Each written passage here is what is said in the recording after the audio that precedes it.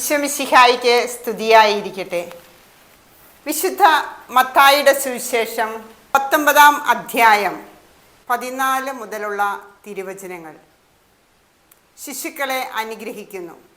എന്നാൽ അവൻ പറഞ്ഞു, ശിശുക്കളെ എൻ്റെ അടുത്തു വരുവാൻ അനുവദിക്കുവിൻ, അവരെ തടയരുത്. എന്തെന്നാൽ സ്വർഗരാജ്യം അവരെ പോലെ ഉള്ളവരുടേതാണ്. അവൻ അവരുടെ മേൽ കൈകൾ വെച്ച ശേഷം അവിടെ നിന്ന് പോയി. നമ്മുടെ കർത്താവായ ഈശോമിശിഹായ്ക്ക് സ്തുതി.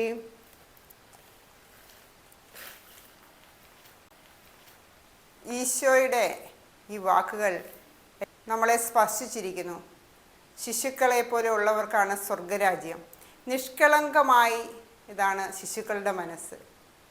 കാപട്യങ്ങളില്ലാത്ത സത്യസന്ധമായ ആ ചിരി പോലെ ആണ് ശിശുക്കളുടെ മനസ്സ്. ശിശുക്കളെ തടയരുതെന്ന് കർത്താവ് പ്രത്യേകം പറയുന്ന സുവിശേഷത്തിൽ, എൻ്റെ അടുത്ത് വരുവാൻ അവരെ അനുവദിക്കുക.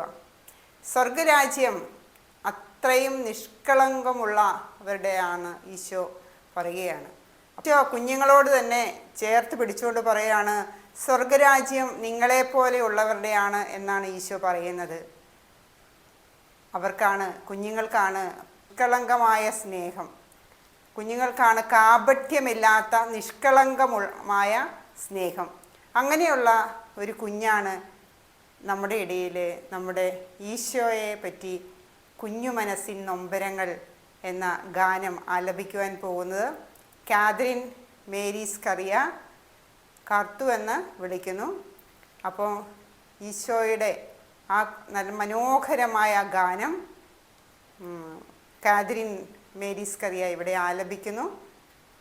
കുഞ്ഞു മനസ്സിൻ നൊമ്പരങ്ങൾ. നമുക്കെല്ലാവർക്കും ആ മനോഹരമായ ആ ഗാനം ശ്രവിക്കാം.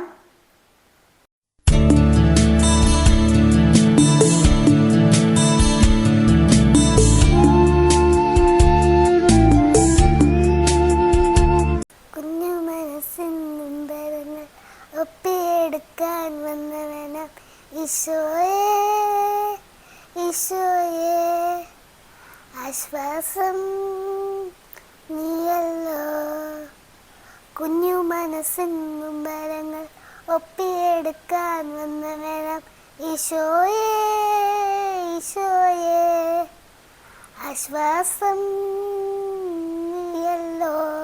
കുഞ്ഞായി വന്ന പിറന്നവൻ കുഞ്ഞുങ്ങളാകാൻ പറഞ്ഞവൻ, കുഞ്ഞായി വന്നു പിറന്നവൻ കുഞ്ഞുങ്ങളാകാൻ പറഞ്ഞവൻ.